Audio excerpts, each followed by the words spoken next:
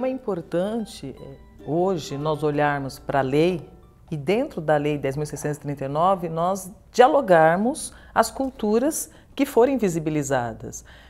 Nós temos hoje na educação um currículo muito eurocêntrico que pauta a partir de saberes centrado nos povos europeus, como se os demais povos não tivessem produzido conhecimento.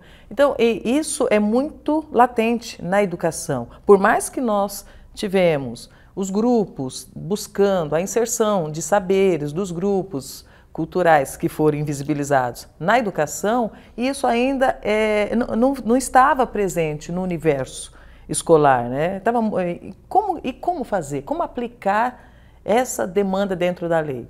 Então, nós buscamos, nesse nosso trabalho, trazer um pouco das culturas africanas e afro-brasileiras, indígenas, para a sala de aula, a partir dessas docências compartilhadas com os professores, trabalhando inicialmente na formação docente, porque se tem a lei, é obrigatório desenvolver os estudos, tanto da história quanto da cultura africana, afro-brasileira, por conta da lei, e indígena, só que até então tem a lei e o professor como vai trabalhar? O que tem que ser trabalhado? De que forma? Então, olha a importância da formação docente nesse processo de visibilizar os saberes desses povos, né, na educação. Então, nós buscamos, a partir de jogos das culturas africanas, o jogo indígena, mobilizar conhecimentos dentro da educação.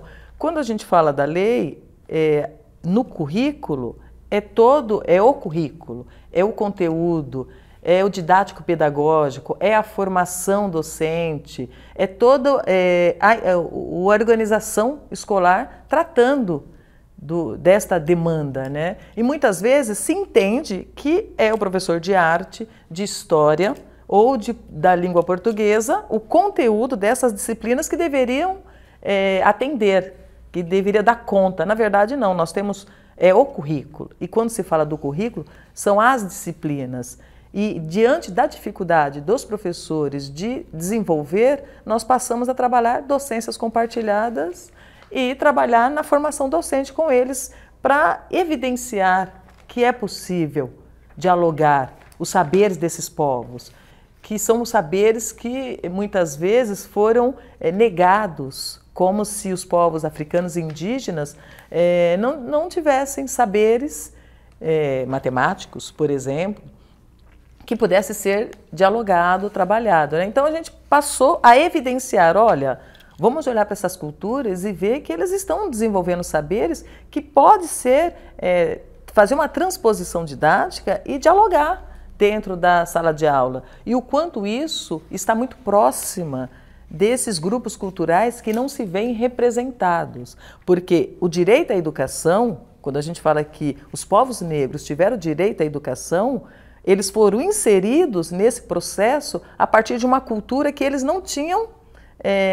participado, que eles não faziam parte daquele grupo, né? Então era uma cultura que era evidenciada por um determinado grupo cultural. Então quando se insere os povos pretos e pardos na educação, a gente vai perceber que é uma cultura que está muito distante do seu universo. Então olha a importância de você trazer as culturas para o currículo e evidenciar e dar a devida importância.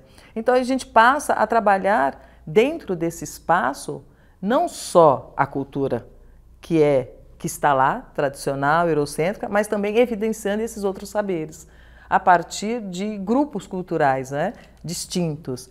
Então é importante a gente ter isso dentro do espaço escolar e o quanto isso mobiliza a aprendizagem do indivíduo, né, desses alunos que não se veem representados. Muitas vezes a dificuldade, por exemplo, na matemática, eu falo da matemática porque é mais o que eu trabalho, é a minha área, né?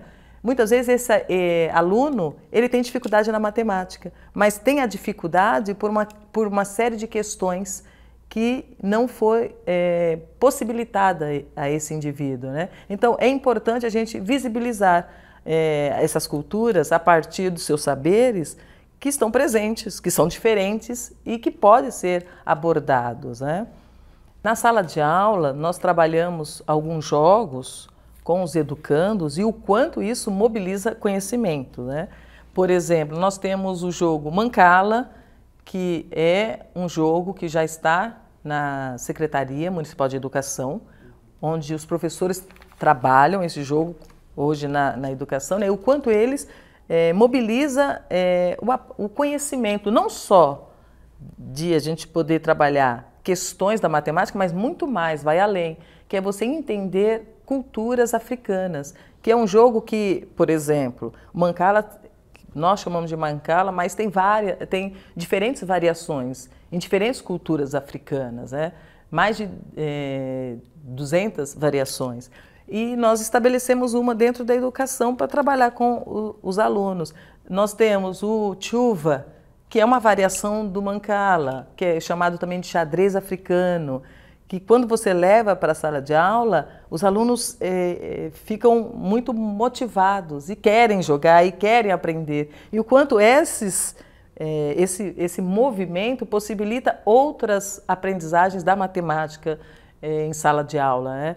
O jogo da onça, que é um jogo da cultura indígena, que também faz parte do currículo da cidade, o currículo da SME, né, Secretaria Municipal de Educação, e que mobiliza também você poder trabalhar a matemática e inserir os saberes dos povos que foram negados aos educandos, né, que fazem parte das suas raízes culturais.